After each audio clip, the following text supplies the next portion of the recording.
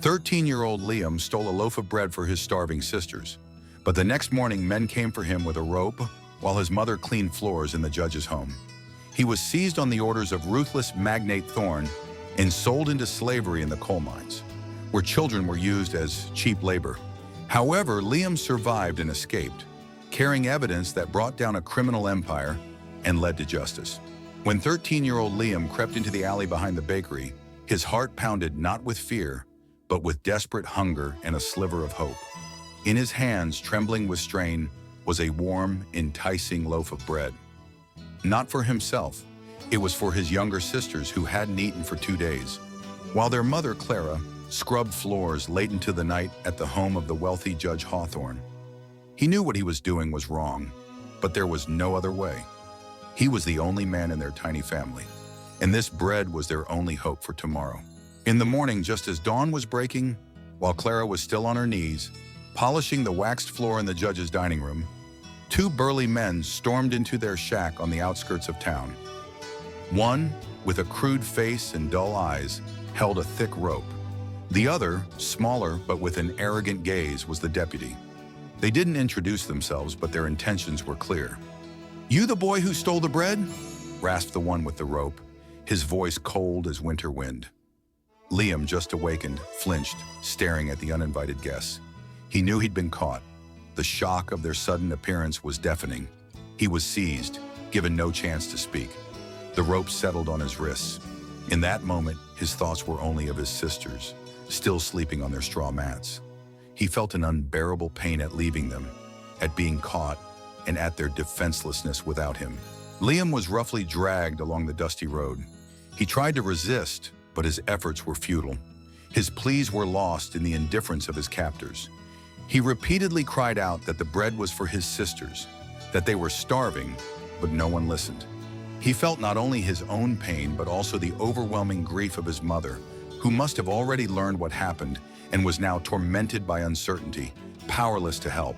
He was led to the edge of town, to a building that turned out to be a cattle pen, not a jail. There, in a filthy stall, several other boys just like him were already sitting. All were orphans, caught for petty thefts or vagrancy. Among them, Liam recognized Sam, his age, whom he'd seen a few days ago near the town hall, trying to find work. Sam was just as emaciated with dull eyes. He told Liam they were going to be sent north, to the coal mines. "They need workers up there, kid, for food and a roof over your head." "No one asks how old you are there," Sam whispered, his voice full of despair. He also mentioned rumors that these workers were the result of assistance from an official in the bureau who had connections with the local sheriff. In that moment, the hope of rescue crumbled. This wasn't a jail, it was a holding pen for human trafficking. A burning anger took hold of Liam. Anger at the injustice, at the heartlessness of a world that took their last shred of dignity. The next day, along with the other boys, they were loaded into a closed wagon. The journey was long and grueling. They traveled for many days, subsisting on stale bread and dirty water. When the wagon finally stopped, they were thrown out into the fresh air. Before them lay a grim sight: vast structures black with coal dust, high walls, and armed overseers. These were the mines of Crimson Bluff, owned by the ruthless magnate Thorne. Liam and the other boys were forced to work in the mines. The labor was exhausting and dangerous. Long hours in the darkness, hacking at coal, in cramped, perilous passages. They barely received any food, and any transgression was met with beatings. Liam watched as boys, weakening with each passing day, collapsed from exhaustion. It was incredibly difficult for him too, but the thought of his sisters and mother spurred him on. He had to survive. He had to return. The pain was constant, but it only fueled his growing anger. He felt his hatred for Thorne, for those who sent him here, for the world that allowed such things, grow with every passing minute. One day, during a short break, Liam overheard the overseers talking. They discussed how lucky they were with the latest shipment of children from the town, and they mentioned the name Dawson, a man who, they said, had arranged this group through his connections in the town bureau. Liam put the pieces together. Dawson. He was an official from the bureau whom he had seen briefly. Now he knew the name of one of the culprits.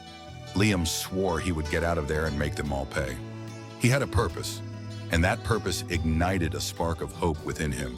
The escape was desperate and risky.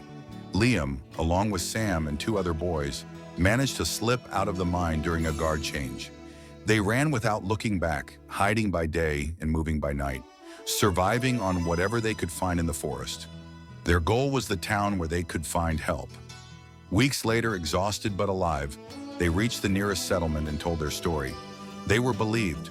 Rumors of Thorne's atrocities and official Dawson's corruption had already reached the authorities. Their testimonies were key.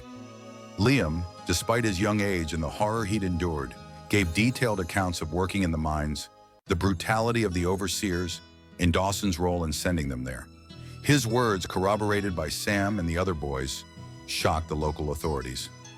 Federal agents were immediately dispatched to the Crimson Bluff mines. Magnate Thorne and his henchmen were arrested, and all surviving children were freed. Then it was official Dawson's turn. He was caught trying to flee the town. The trial of Thorne and Dawson became major news. In court, Clara, Liam's mother, testified, her eyes burning with righteous anger as she described how her son had been stolen while she worked in Judge Hawthorne's house.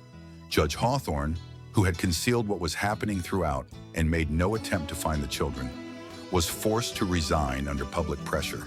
The verdict was harsh. Thorne and Dawson received life sentences for kidnapping, slavery, and cruel treatment. The triumph was complete. Liam was reunited with his sisters and mother. They received compensation that allowed them to start a new life. The town, shaken by what had happened, began to reform its practices, enacting new laws to protect orphans and the poor. The story of Liam, the boy who stole a loaf of bread for his sisters and ultimately exposed a sinister conspiracy and freed dozens of lives, became a legend. It inspired many to fight for justice, reminding everyone that true courage can shine even in the youngest of hearts, and that evil, no matter how hidden, will always be exposed.